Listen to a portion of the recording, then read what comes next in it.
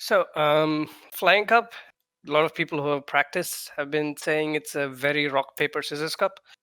But there is definitely going to be a little bit more play when it comes to trying to overcome leads and stuff. Mantine is currently ranked the #1 mon in PvPoke. This is mostly attributed to the fact that it has a lot of wins that are bait dependent. If you take Jumplo, for example, that's a very it's not a very metamon, but technically Jumpluff can beat Mantine. It's mostly because of the fact that you decide to throw a bubble beam and it gets shielded by Jumpluff. If the Mantine goes throws an ice beam and you don't shield, you're going to win this matchup because you're going to outpace the Mantine to everything else afterwards. So when you're using Mantine, I think it's very important for you to take a look at all of these, let's say, borderline iffy matchups.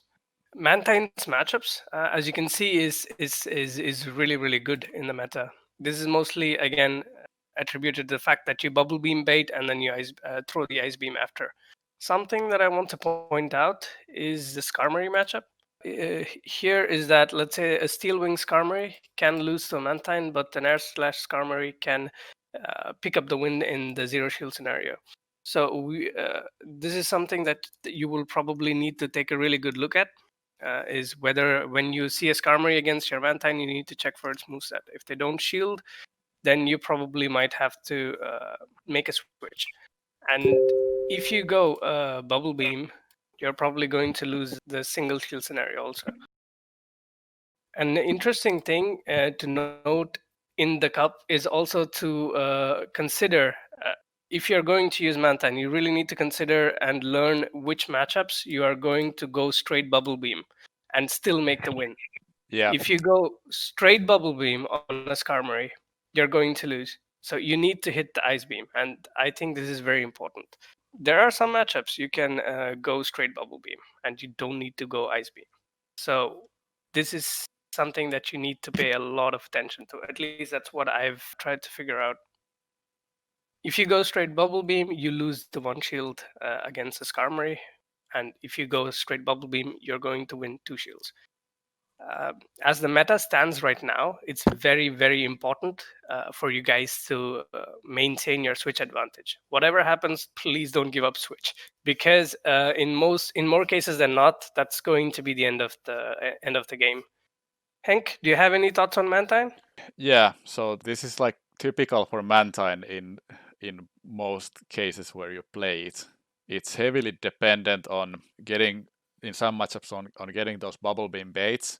It takes a lot of effort to learn to play Mantine in an optimal way, because you need to know like every single matchup, every single shield situation. Can you win?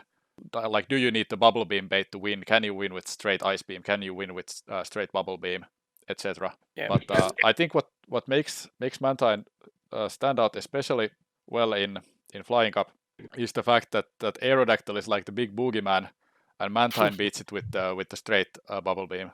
So Yeah. I think that's pretty important. And something I also noticed about Aerodactyl is Aerodactyl wins in the 2 shield matchup. Even if you go straight Bubble Beam, it just ends up rock throwing you down to death. But Yeah.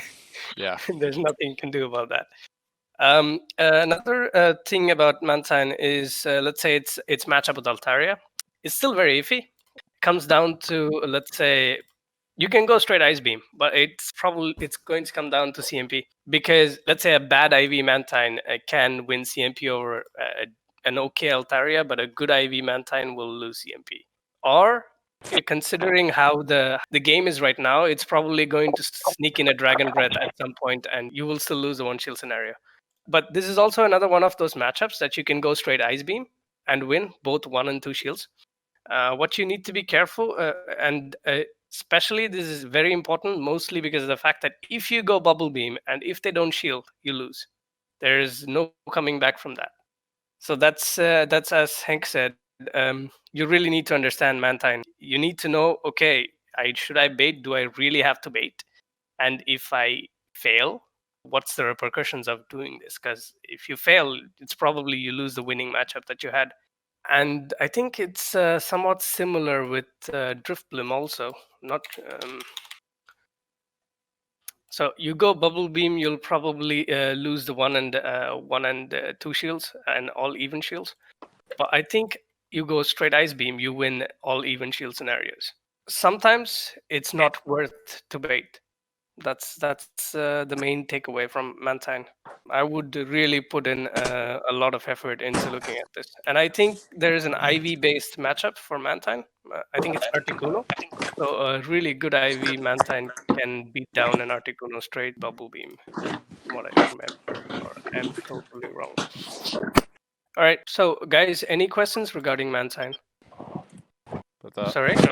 yeah, I think I would summarize Mantine as like probably the most skill intensive Pokemon in the Flying Cup.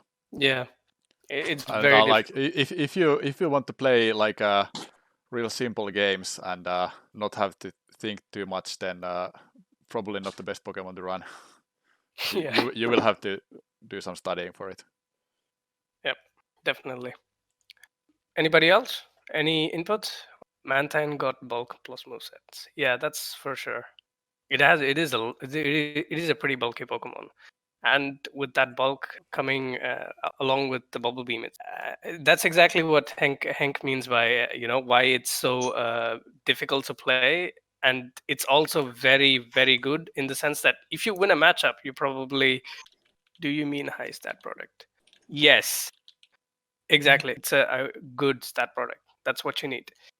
Worst case scenario, if you think you land in a Mantine mirror, from what I've done sims, is that in zero shields you just go straight Ice Beam and your good IV Mantines will beat uh, the the one that wins CMP and Bubble Beams you first. So you need to do your homework on Mantine. When to Ice Beam, when to Bubble Beam, when to bait, how much can you tank? It's a difficult Pokemon to play, and that's one of the reasons why it's on top of the meta. It's sitting there and saying hello to everybody. All right, so let's go to the second Pokemon, Emolga. I think quite a lot of people will not have a double moved Emolga.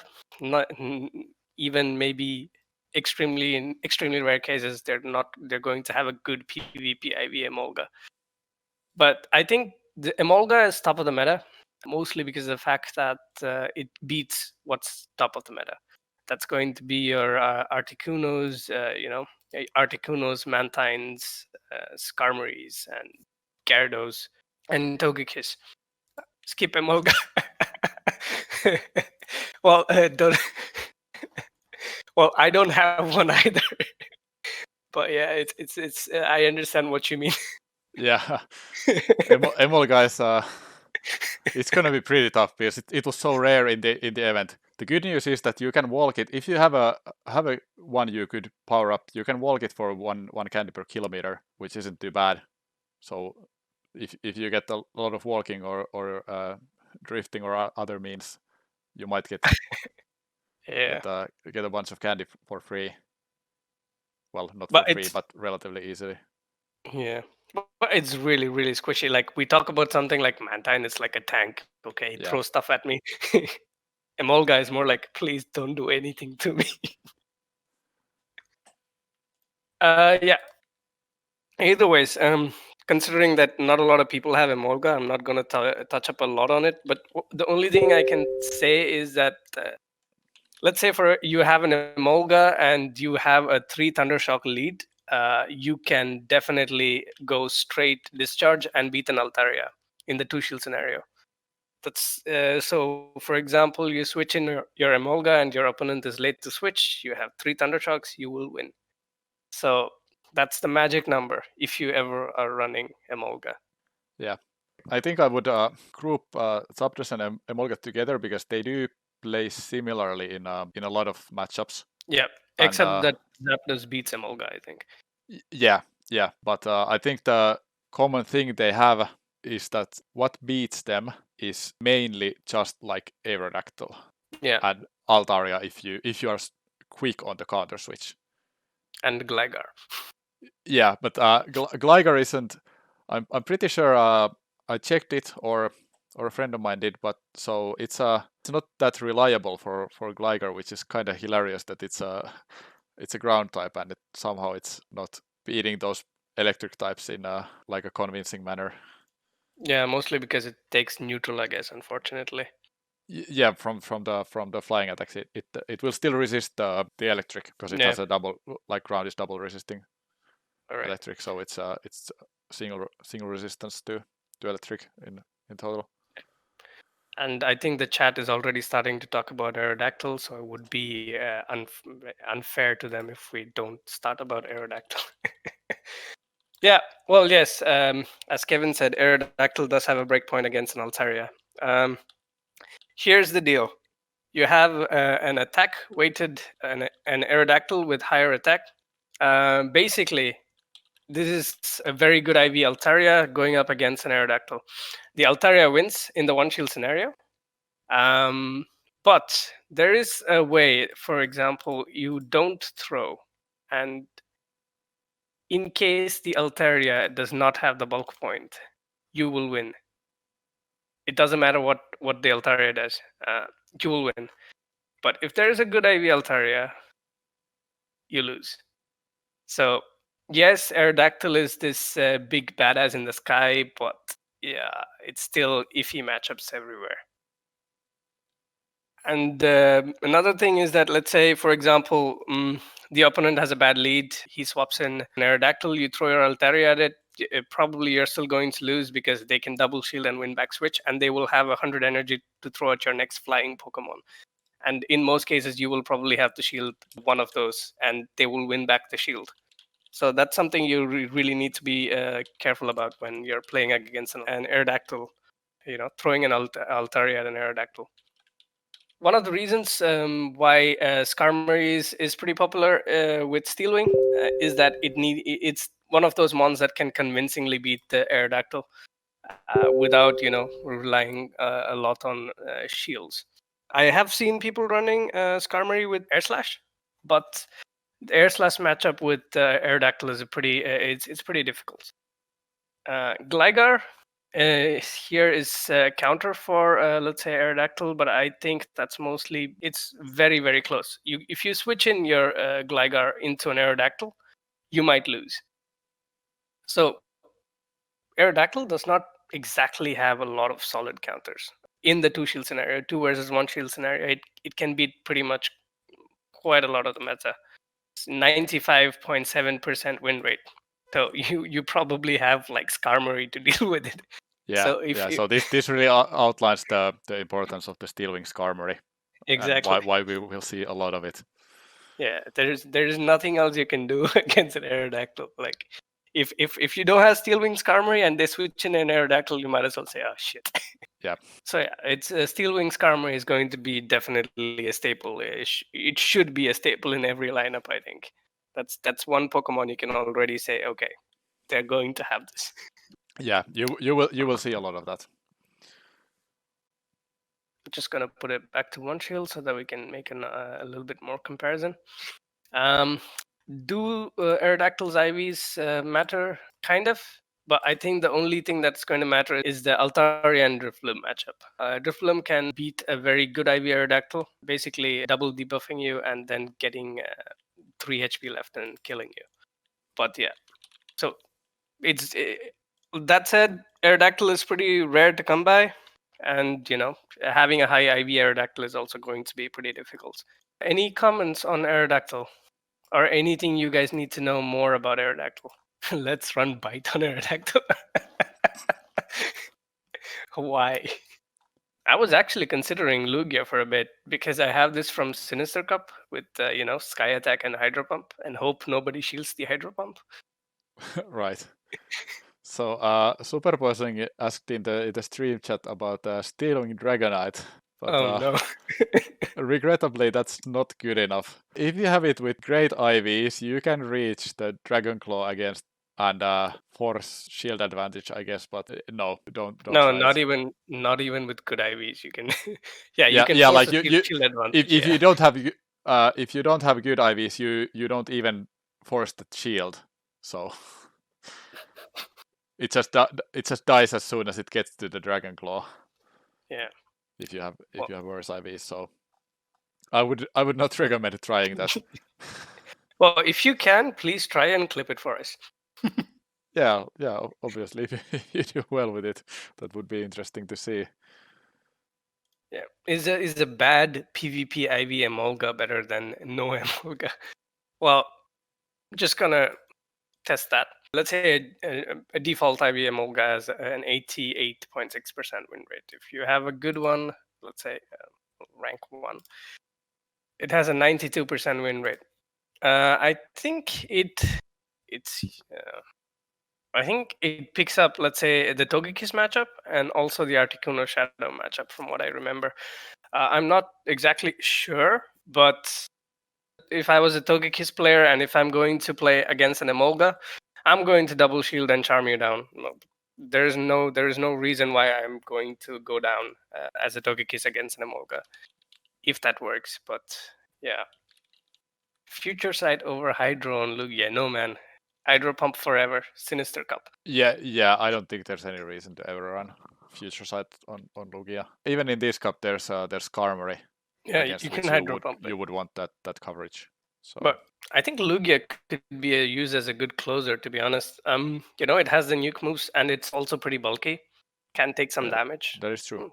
Let's see. I'm not really sure. I really liked Lugia. When I first heard of the Flying Cup, I was like, Lugia is going to have some play. But we'll have to see how it works out. It's the same with Gligar, I think. Well, Gligar's quite a bit like Obstagoon. You get the boost, you ruin everybody's set.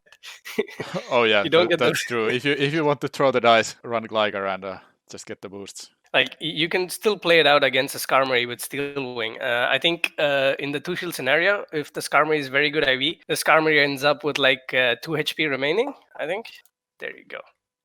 The Skarmory ends up with like 2 HP against a Gliscor and Gligar. Definitely not Fury Cutter. Maximize.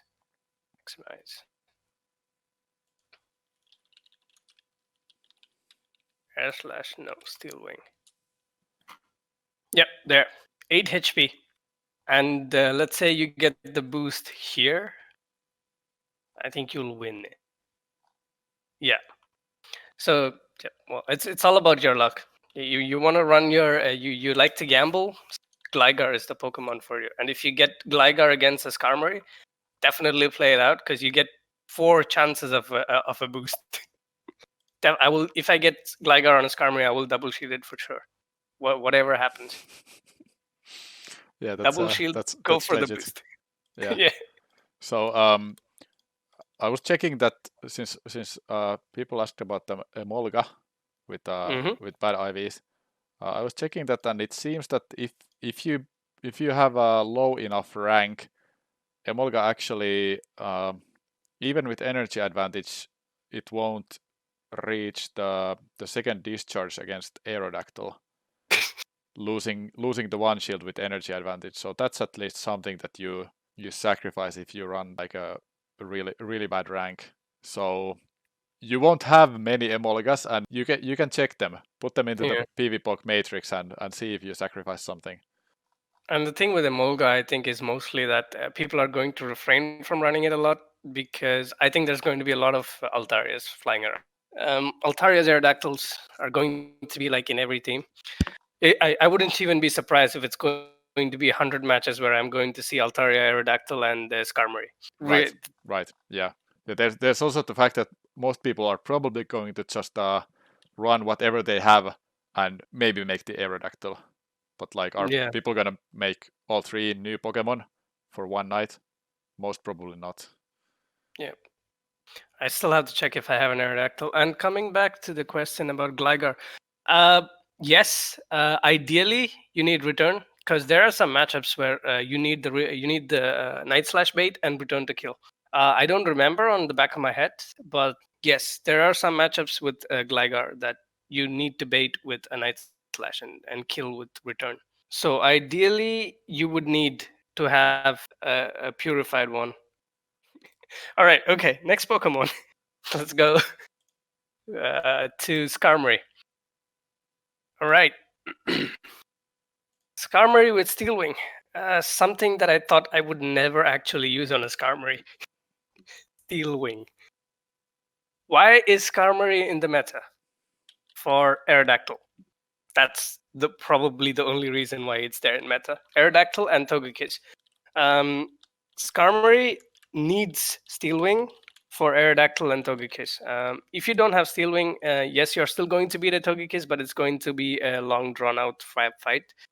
And if you have Air Slash on your Skarmory, you're going to lose to Aerodactyl. Then you probably won't have anything in your team to counter an Aerodactyl. And I think Steel Wing is also needed for you to beat Articuno. So Steel Wing Skarmory is the way to go. And that said, as I told before, if you run a Steel Wing against a Gligar, there's a very good chance you'll lose because the Gligar might get the boost, and you will feel like the whole world is against you as it farms you down. Any comments on the Skarm, Hank? Not really. It's it's very straightforward. Exactly. Like it's there to beat the Aerodactyl, and it's not bad otherwise too. But obviously it's pretty vulnerable to the electrics. Yeah, fair enough. And yeah, also doesn't like the Mantine matchup. Exactly. If you run Steel Wing. Yeah, and that's the thing.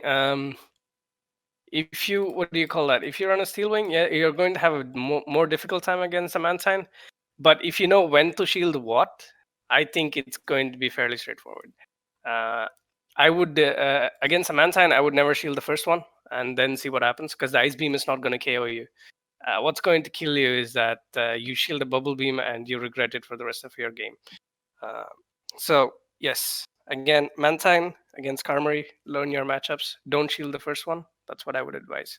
Even if it's an Ice Beam, tank it and throw Sky Attack or Brave Bird or whatever you have to, because they will have to shield and you don't. The first one. Yeah. Basically, most Pokemon that have like at all, like any bulk at all, will be able to tank the Ice Beam anyway. So there's no reason to be scared of the first one. Yep.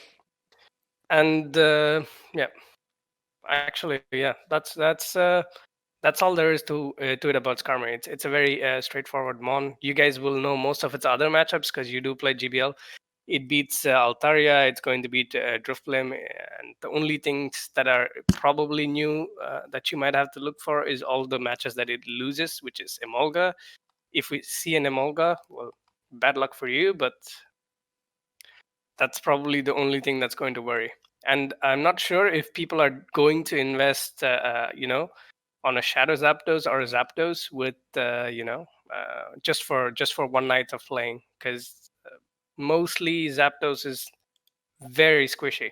Even if you win the matchup, you might still end up losing the game because somebody might have some small charge move like a Night Slash or something, and then that's going to possibly take you to the red and get farmed down.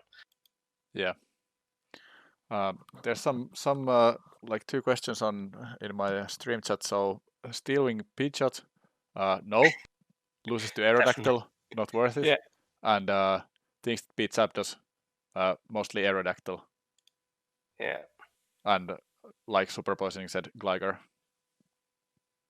Oh yeah, fair enough. Steel Wing Pidgeot, yeah. I that's don't know. Interesting suggestion, but no. Yeah. Well, maybe we should look at Gust Pidgeot, but probably won't be able to play. Maybe we can. I don't think it's going to have any real play because it's like a Wing Attack clone, from what I know. I'm not sure. It's a Confusion clone. Yeah. Okay. All right. But there's a fair amount of Pokemon that resist flying, so. Yeah. Fair enough. Like I don't. You're probably not gonna do too well. Like I put it into the PvP matrix, and it looks like it basically loses to everything. Well, if you look at the numbers, it's going to be pretty low. 55%, 55.5. That's really bad. If this is a Silph Cup, we will not be here. Yeah. We will not be at 55. No. Yeah. All right. Another Pokemon that I want to discuss before we go. Well, Altaria, we've discussed it mostly in when we talked about the other mons. Something about Articuno. For example, there is a matchup that I found really interesting. Is that usually ice beats, ground flying, whatever. Yeah. What I noticed was something about IV. No, sorry, that was Zapdos. So basically, a normal Zapdos can beat a Gligar in the two shields, but a good IV Gligar can beat a Zapdos in the two shields. So it's pretty close. Right. And So that's so if you run Gligar, you want good IVs. you really want a really good one. So I think something that's pretty interesting is how many Articunos we will see. Because Yeah, if people play these Aerodactyls and Steelwing Skarmories, then the Articuno just loses hard to those. But then if you come across the Altarias or the Glygars, then you're gonna feel like a genius for playing Articuno.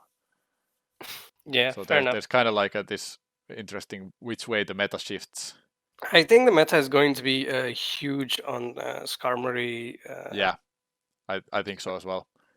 But it's basically like do people start countering that so hard that then the Altarias come out to combat the anti-meta? Yeah.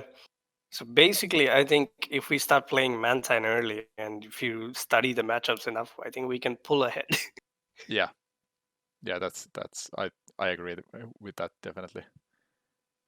So It's yeah, guys, if you Mantine. put in the effort to Mantine, many of your opponents will not be as familiar with the matchups and may make wrong shielding decisions and stuff like that. All right. One last Pokemon is something that's exactly like Aerodactyl. It's Togekiss. I literally call him the two shield king. One shield, 70% win rate. Give him two shields, 87. That's quite good. It beats most of the things that let's say if per se tries to counter it. If you just give it two shields, you just charm them down.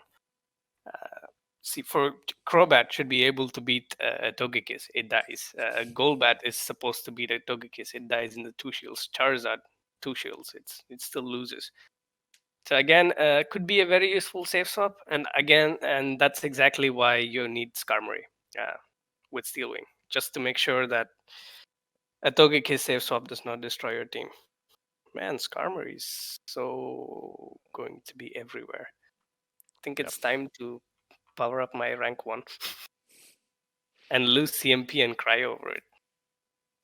Yeah, that is gonna happen if you power up a rank 1. Yeah. All right. Well, that's about it. That's going to be the core meta, from what I understand or what I see. I guess as the day passes, yeah, suggested team of 3 to use for the Flying Cup. Yeah, just lead Altaria, have Skarmory and Aerodactyl at the back. Yeah, I think that's a good suggestion for sure. But like, yeah, you want to figure out how you beat Aerodactyl. Basically, that's the big thing. So, I don't know. I don't like suggesting like concrete teams of 3 because I think everybody should come up with like their own idea because that makes you better at the game to try to understand your team well enough to actually make it. But like if you lead with Skarmory, you're going to need 2 things in the back that can beat the electrics. If you lead Aerodactyl, you need 2 things in the back that can fight Skarmory, etc. Yeah, another useful tip is that, for example, you get your Altaria locked up against Skarmory. Don't worry, 2 shields, you'll win. That's something you should know. That's a good one for sure. Yeah. Just this cup is going to be a lot about like, okay, you lose your lead, just win switch, do whatever it takes. That's the goal. Yeah. And what is it called? Drifblim has any play as a closer. It could be a useful closer, but Drifblim is more of a lead Pokemon, according to me, mainly because of the fact that it's not an attack-based Pokemon, so a Shadow Ball is not going to be as impressive as let's say a Shadow Ball from a Haunter or something. Drifblim's play, at least for me as a trainer, is always going to be Icy Wind, debuff them, and those shenanigans. Icy Wind and try to farm down if it's a good matchup, and then throw the Icy Wind at the next one. If you use it as a closer, then you lose that entire Icy Wind debuff play. You might as well run just Shadow Ball on that Drifblim.